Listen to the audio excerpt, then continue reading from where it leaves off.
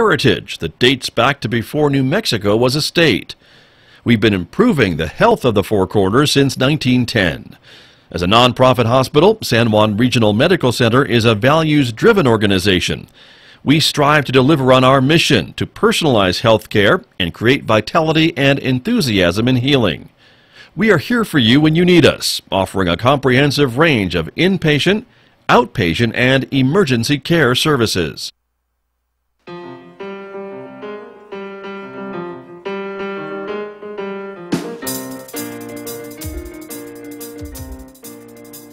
Joining me here in the studio is Danielle Sullivan. She is the coordinator of the One Book, One Community program here at San Juan College, actually the director of One Book, One Community. Danielle, good morning. Good morning, Scott. Thank you for being here. And Traci Halesvass is here, who, of course, listeners to KSJE know is the host of Right on Four Corners, but also the founder of the One Book, One Community program here at San Juan College. Traci, good morning. Good morning. Good to have you along with us as well this morning to talk about this year's selection, which is March Book One. And Danielle, talk to me a little bit about this selection. It is the first, is it the first graphic novel? It is the first graphic novel. We were targeting graphic novels, or we were looking for alternative formats at any rate, or, you know, something a little bit different from what we've done in the past. Especially coming off of last year's pick, which was a very long book. Yeah. Thought it would be fun to look at something different, and then we just loved the content and the historical nature, and we were thrilled that we were able to get a book of this caliber, right, for our small school. And for folks who aren't familiar with the book March, it really talks about one of the most pivotal moments of the civil rights movement. That's right. It chronicles Congressman John Lewis's work in the civil rights movement when he was a young man. And one of the things that I really like about this this book is that it shows the role of young people, so it's particularly relevant to integrate into a college setting. Very good. Traci Halesvass is the founder of One Book, One Community. I mean, these books are chosen to be studied and read in classrooms and taken apart and picked through and to create discussion about these issues that they bring to the forefront, right? That's kind of what, right. By design. When One Book, One Community was founded, the idea was to pick one book a year to share and bridge gaps between classes and the community, and to bring everybody to the same page. Right. And so I would think for college students and others, reading a graphic novel wouldn't be that big of a leap, but maybe for some older folks, I'm not pointing any fingers at anybody, including myself, they may take a little bit of convincing to open up a graphic novel to read. Yeah, absolutely. And there are some instructors even who feel like this isn't, college material. I would definitely argue otherwise. We live in a very visual world, and I think it's making content accessible to audiences that may not otherwise access it. But right. Absolutely it does, and hopefully this is a step toward that. Sure, exactly. Traci Halesvass, I know on your program you don't talk a lot about graphic novels, but maybe this is an emerging trend in the book world. It is an emerging trend, and I hope to bring some more graphic novelists onto the show. Right. That would be great. Well, I know in just a few minutes we're going to talk to Nate Powell, who is one of the authors of this book, March Book One. And Mr. Powell is the illustrator as well as one of the authors, correct? And they kind of he worked collaboratively with the others. Yes, that's right. That's right. And as he will most likely explain, and Andrew Iden and Congressman Lewis began with the story idea, and then Nate Powell came in as an illustrator. But that's somewhat rare, isn't it, to have a collaborative effort of authors and illustrators working on one particular book? I think not as rare in this particular genre. Maybe not. Okay. Traci Halesvass? Yes. Authors have a hard time working with each other sometimes. Some, right? Yes. Yes. So it is interesting to learn about how Nate worked with Andrew and John Lewis. Right. Interesting. Well, we'll look forward to talking with him in just a few moments, everybody, here on KSJE. Thank you both very much. Thank you. Thank you. Thank you. Center, your community hospital with a rich heritage that dates back to before New Mexico was a state. We've been improving the health of the Four Corners since 1910. As a nonprofit hospital, San Juan Regional Medical Center is a values-driven organization. We strive to deliver on our mission to personalize health care and create vitality and enthusiasm in healing. We are here for you when you need us, offering a comprehensive range of inpatient, outpatient, and emergency care services.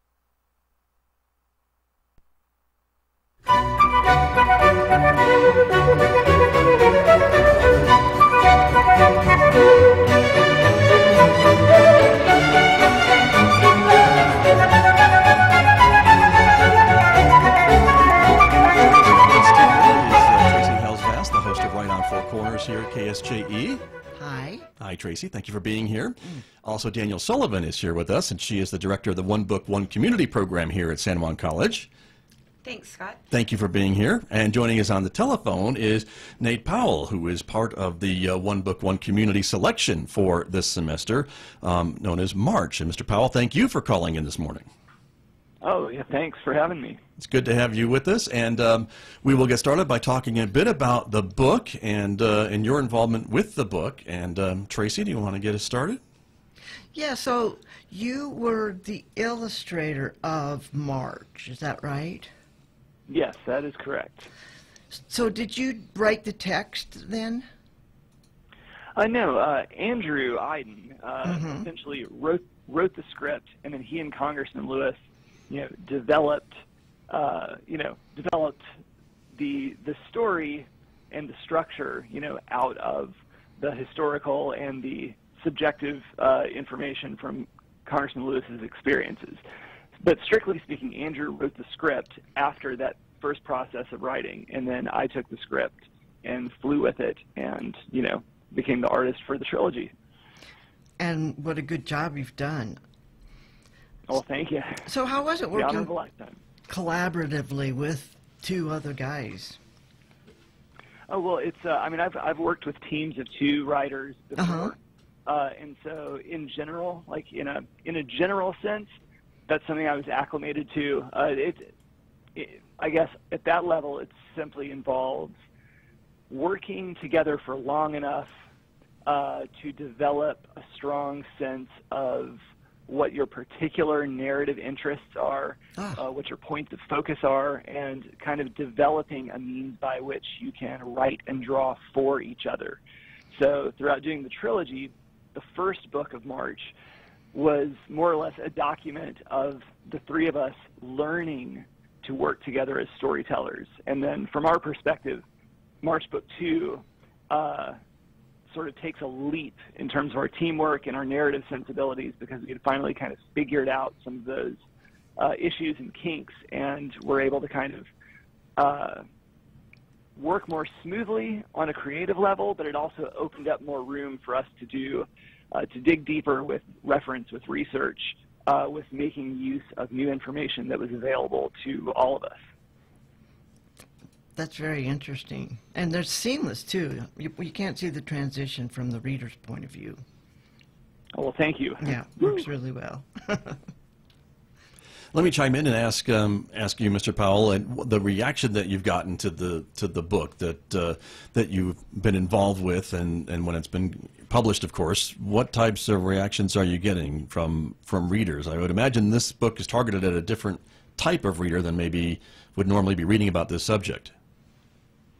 Yeah, it depends. I guess before the first book was published, I was very much approaching the work much like I have approached any of my other projects and graphic novels over the years. And I didn't I sort of intentionally tried to avoid anticipating the potential readership or the context in which people would be reading. But I sort of had to reevaluate that entire relationship as soon as the first book was available, beginning to have personal, face-to-face interactions with teachers who had brought their entire class to a signing, family members who had brought their entire family unit, parents who had brought their kids to get to meet Congressman Lewis, people who were involved with the movement, who had spent time in jail or on buses with Congressman Lewis.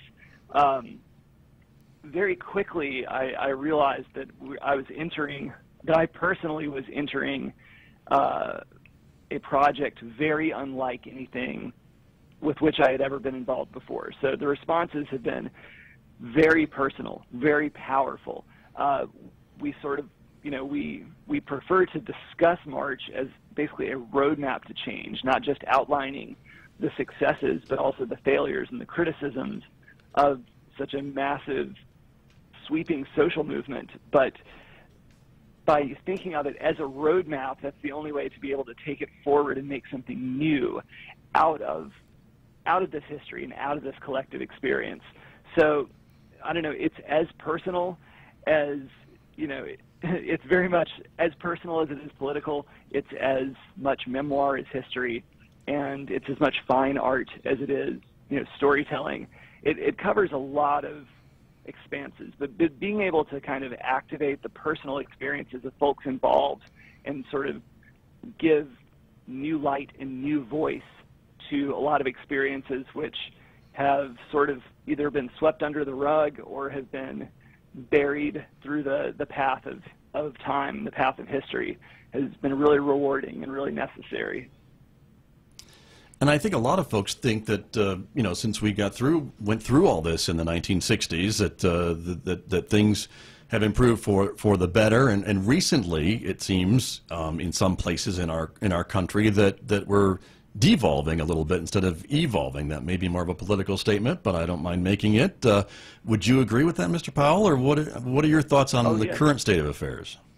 Oh yes, I mean, generally speaking, you are very much correct. I think the larger issue, or I guess the more specific issue, is that being a part of Generation X and having Southerner baby boomer parents learning about the history of the civil rights movement and the history that sort of surrounded me on a geographic and cultural level, but learning that from a generation of kind of white middle-class Southerners in the 1980s, it wasn't until my work on March that not only I was able to reopen up some of those lines of conversation, and my parents were able to kind of reckon with the rest of their legacy as young people in Mississippi in the 50s and 60s, but it sort of provided for a window of reflection and analysis to see that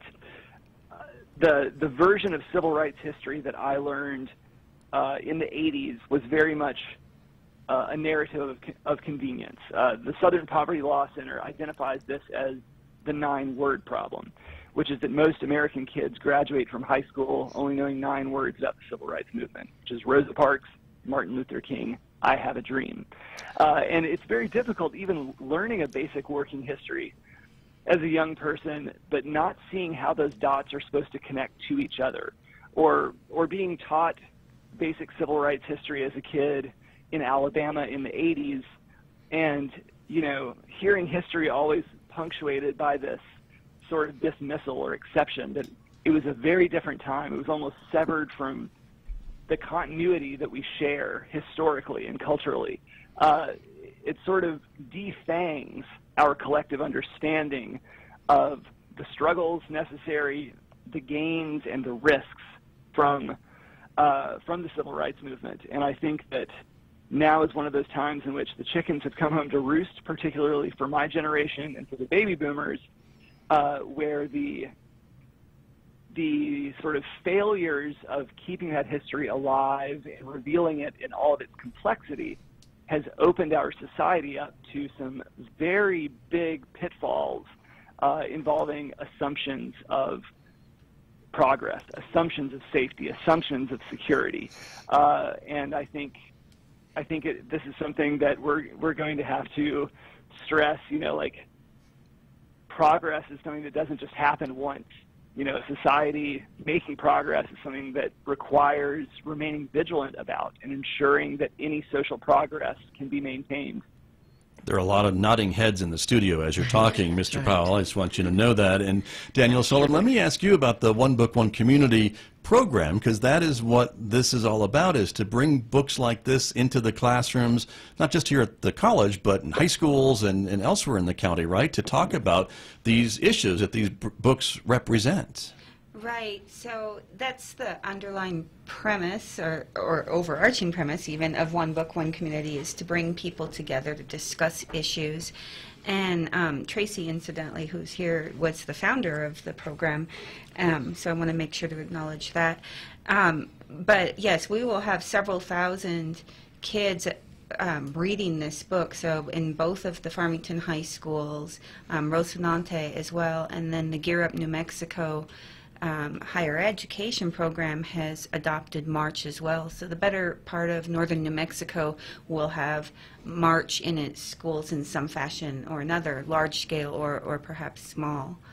And when we talk about the civil rights movement, there's so many jumping off points to have other conversations and relate it to current events and relate it to history and relate it to minority groups and all. I mean, all these things are popping into my brain. Well, absolutely. And one of the things that Nate mentioned was the failure to acknowledge the past and where and how that's gotten us to where we are.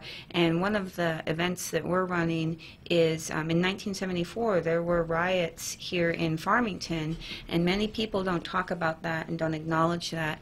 And we were able to obtain archived photos, and we will be doing a display of that.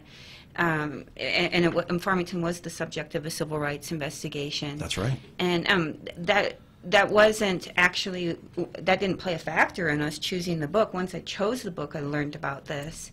And that just illustrates what Nate's talking about, how we hide some of these problems. And I've certainly been asked that, to be honest. People have said, why are you dredging this up? I think it's dangerous not to. Mm-hmm. Right?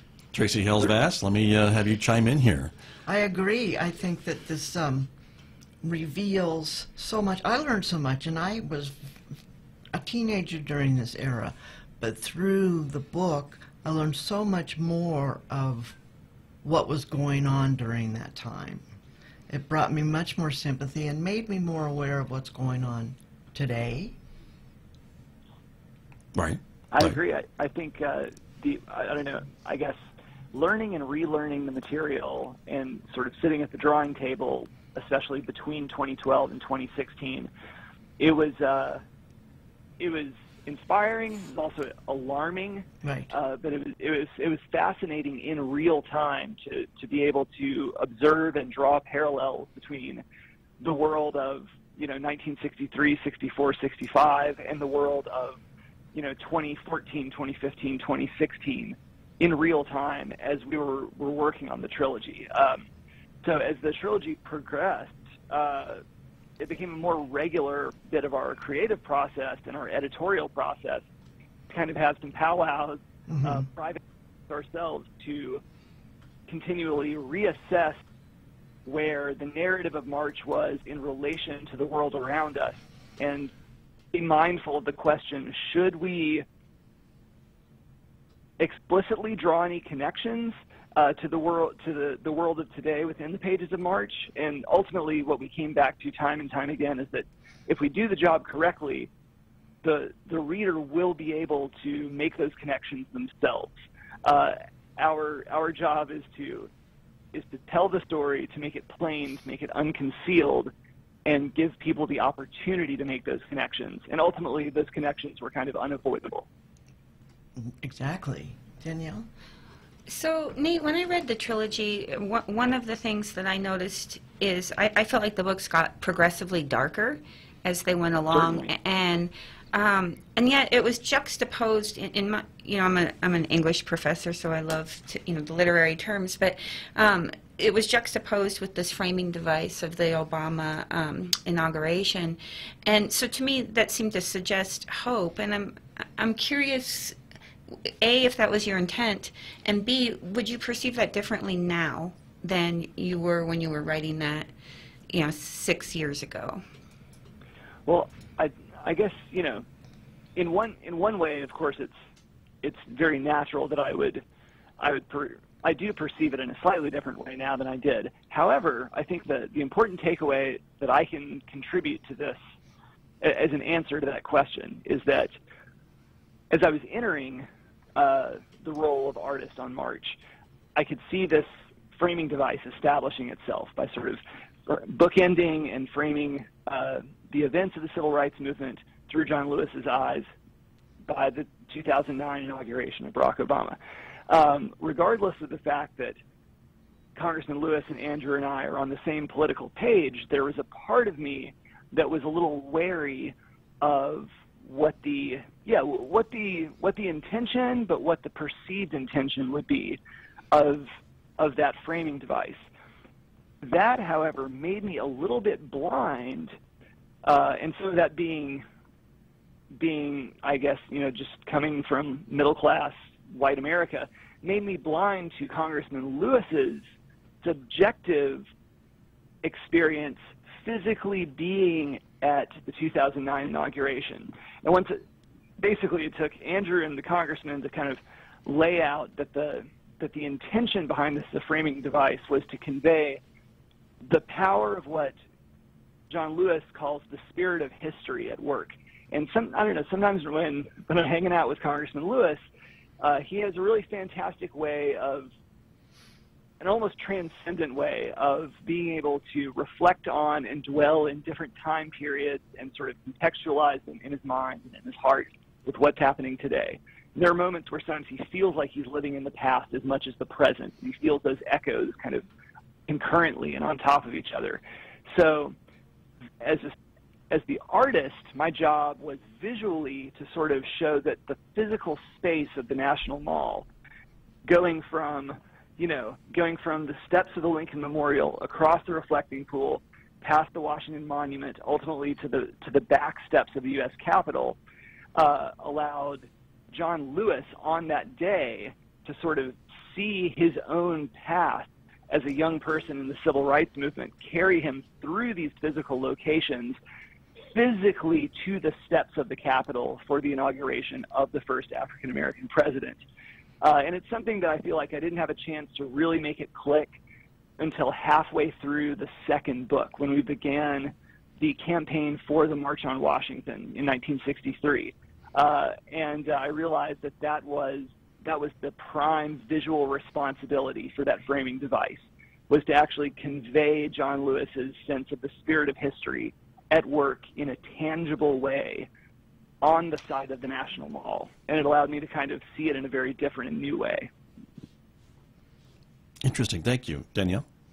Oh, Do you want to add? No, just I find that really fascinating. So it wasn't just about the inauguration or Obama, but about place and time as well. So that makes a lot of sense to me. Yeah, and that's sort of that's the middle ground, I think, as a narrative that March occupies. It fully functions as a document of history, but at the same time, it is the subjective experience of one person, more or less. And so there's sort of you're trying to sort of balance these two perspectives. You're making things accurate, responsible, truthful, and historical, but at the same time, we are seeing things through John Lewis's eyes and hearing them in his words. And so there's a degree of being beholden to his perspective and being able to illuminate that while not sacrificing, responsible, accurate, historical storytelling. Nate, I'm with a little bit of history with the One Book project. The committee resisted for many years bringing in a graphic novel. There was always the perception, there was the perception that it was a comic book, not a serious work of art or literature. And we've turned the corner there. And what is your history with working with graphic novels? Okay, well, I've been reading comics since I was 3, and I started drawing comics right when I turned 12, started self-publishing them just on a photocopier when I was 14, and just kind of sold them at the one comic book store in town and sold them out of my backpack at school. And I really never turned back from then. So that would have been pre-internet, early 90s Arkansas.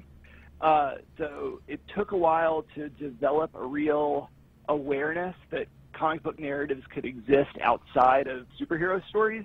Right. So so there was a kind of a major shift in the mid to late 90s for me where I realized that the storytelling possibilities were limitless within comics, that it's a medium as well as a language, but it's not a genre of storytelling.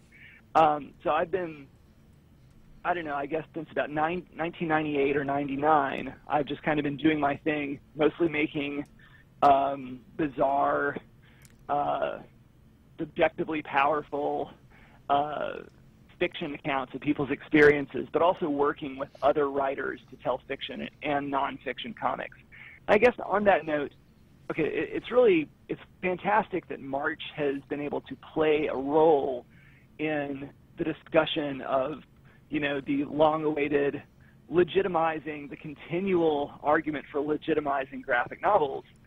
But I think that a lot of that for the last 30 years or so has always come at the price. It's like a zero-sum game with mainstream comics. People feel like in order for graphic novels or in order for, quote, serious comics to be legitimate, people have to declare that comics have matured and that they're not just superheroes anymore. Right. So I feel like it's important for me to point out that 1970s and 80s X-Men comics actually gave me a social conscience in the first place, and I'm far from alone there. I feel like as an 11, 12, 13-year-old, being able to understand things in my own world like racism, sexism, homophobia, xenophobia, nationalism, through the context of this, fictional, superpowered conduit, allowed me to see my world through a new lens and a new set of criticisms, and allowed me to kind of react to it and clarify the world I wanted to see as a young person. And I owe all of that to superhero comics.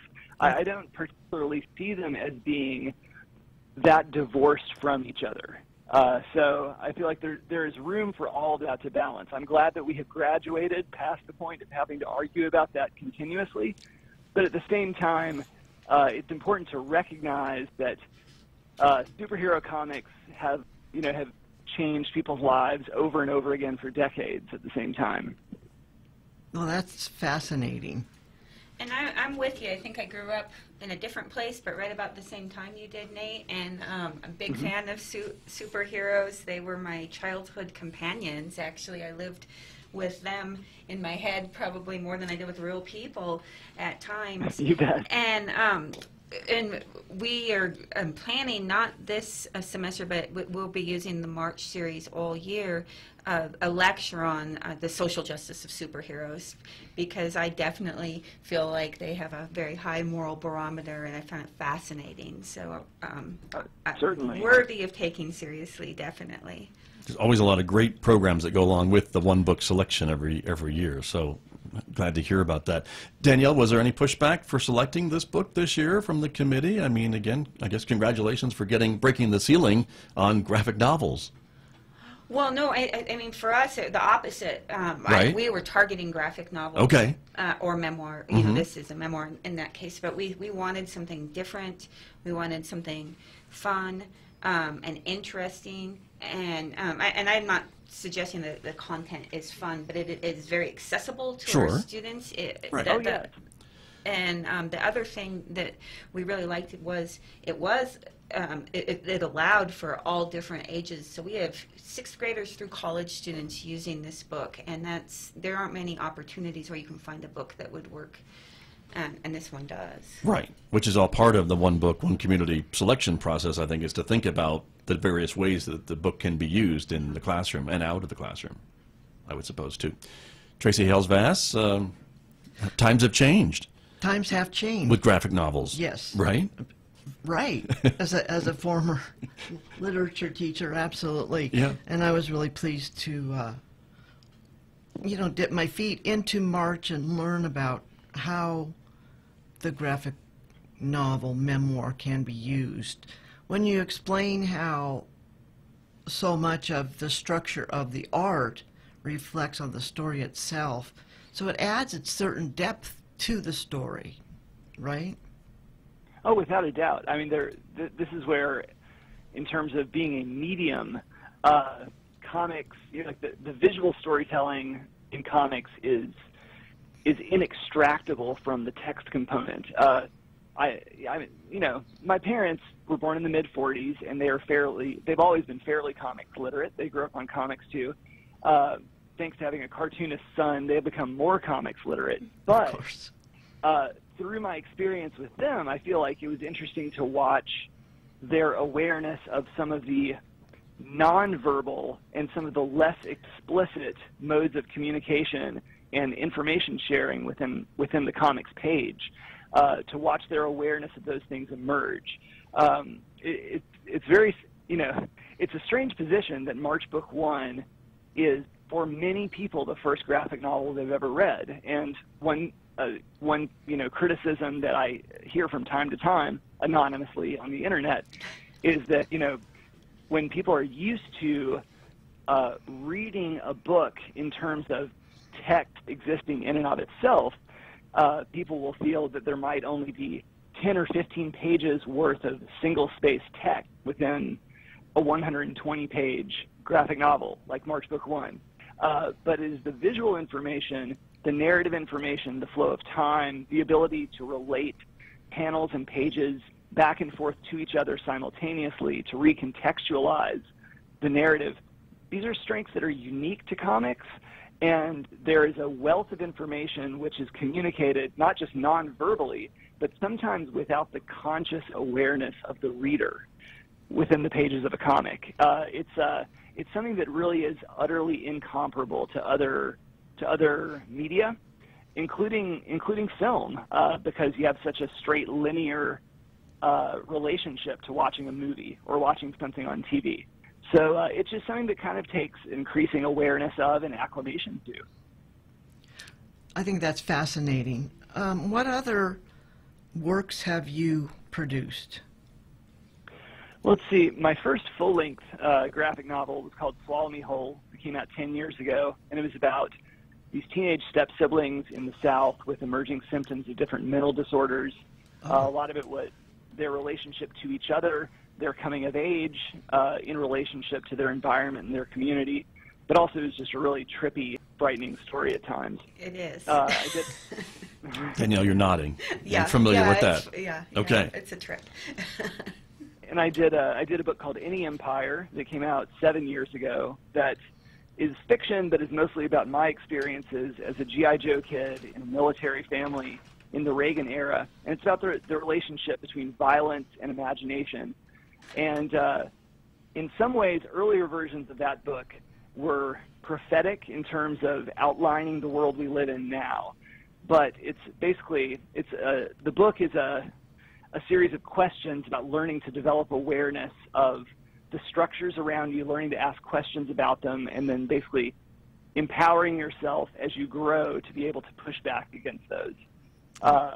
And then my newest book just came out. It's called Come Again, and that takes place in the late 70s in a dried-up hippie town in the Ozarks in Arkansas. And it's a horror story with a demon and a curse, but a lot of it are questions about changing ideals and how those relate to your life. It's about the horror of casualness in the face of an obvious crisis, and how to deal with issues that people aren't taking with a certain level of urgency. So are you doing the writing on those as well as the art? Yes, I sure am. Generally, I've been a full-time cartoonist for about 9 years, and the way in which I've been able to make ends meet is by balancing writing and drawing my own graphic novels with simultaneous work with other writers on their projects. So I've done adaptations for Rick Riordan for one of his Percy Jackson and the Olympians spin-offs. I've worked before March. I did another mostly nonfiction work that was set against a backdrop of a forgotten chapter of civil rights movement history. That was called The Silence of Our Friends, and that sort of served as a boot camp for March. Wow, that's pretty thrilling. Are you working on something new now? Yes, right. I have one more project that was kind of backed up from my days doing March that I'm finishing up in the next year. It's called Two Dead, and it takes place in the 1940s in my hometown of Little Rock, Arkansas. It's written by this friend of mine, Van Jensen, who does a number of things. Who's written comics and he's worked on Stranger Things, and now he publishes an arts magazine out of Atlanta. But it's basically a hard-boiled detective story that's really about post-World War II unspoken PTSD and the trauma of war, the trauma of a society immediately after World War II that is going through a buckling, a social regression back into racial and sexual inequality, and sort of presaging the labor and housing crises that happened in 1947, which are kind of underreported. But yeah, mostly it's about the monsters that develop from unspoken trauma and unspoken pain, but under the guise of a hard-boiled detective story. Well, you handle the lightweight stuff, don't you? Yes, just a tad of fun. Right. Indeed. A reminder to our listeners, we're talking to Nate Powell. He's one of the authors of March Book One, which is the One Book, One Community selection here at San Juan College, which will be used in classes here at the college and elsewhere in San Juan County, in high schools and other areas. And Mr. Powell is coming to San Juan College campus later on this fall. Danielle Sullivan, how exciting is that to have him actually here to share some of his knowledge firsthand? Yeah, we're really looking forward to having Nate on campus. And not only will he be on campus, he'll be doing a book signing and delivering a talk, but then the next day he's going into the high schools as well to deliver a talk. So he's going to reach a good part of Farmington, New Mexico, in that short visit that he's here. And that is scheduled for October 23rd. Yes. Right? High schools are October 24th. Very good. Well, we will look forward to that, Mr. Powell, and to be able to meet you and hear more of what you have to say about your connections to March Book One and the other projects that you are working on. And as we've mentioned, Farmington's own unfortunate history with civil rights and equal rights and the demonstrations that we had here in the 1970s involving the Native American community, which is what Danielle brought up earlier, correct? Yes, that's right. It was chronicled in The Broken Circle, which is a book that you can check out. And we also have on our One Book, One Community page, we have a library guide that was developed by our San Juan College librarian, Barbara Billy. And there's a connection or a link to the photographs from this, if anyone wanted to check that out. Very interesting. But I think a lot of communities like ours has history with this topic, with this movement, with a group wanting equal rights, wanting to demonstrate, wanting to, again, remind the rest of the community that there are those among us that aren't being brought along at the same rate as the majority.